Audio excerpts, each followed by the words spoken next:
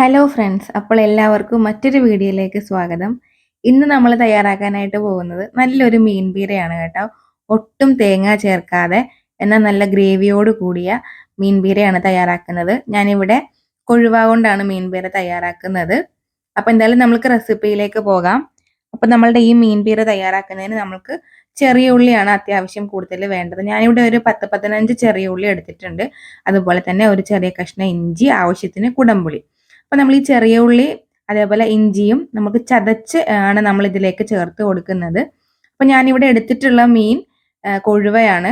ചില സ്ഥലങ്ങളിൽ നെത്തോലി എന്നും പറയാറുണ്ട്. പല സ്ഥലത്തും പല പേരുകളിലാണെന്ന് തോന്നുന്നു അറിയപ്പെടുന്നത്. അപ്പോൾ എന്തായാലും നമ്മൾക്ക് തയ്യാറാക്കി തുടങ്ങാം. അപ്പോൾ മീനിലേക്ക് ആവശ്യത്തിനുള്ള ഉപ്പ് ചേർത്ത് കൊടുത്തു. അതുപോലെ തന്നെ ആവശ്യമായിട്ടുള്ള കുടംപുളിയാണ് ചേർത്ത് കൊടുത്തിട്ടുള്ളത്. പിന്നീട് കറിവേപ്പില ചേർത്ത് കൊടുത്തു.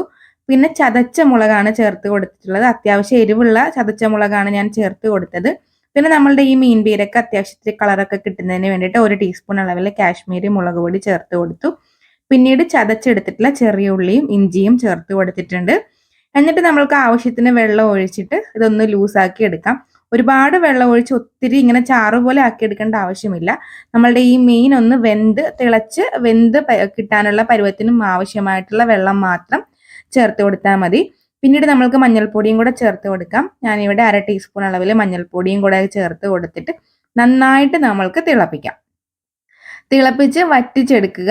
നമ്മൾ ഹൈ ഫ്ലെയിമിൽ വെച്ച് തിളച്ച് കഴിയുമ്പോഴത്തേക്കും പിന്നീട് നമ്മൾക്ക് ലോ ഫ്ലെയിമിൽ വെച്ചിട്ട് നന്നായിട്ട് വറ്റിച്ചെടുക്കാവുന്നതാണ്.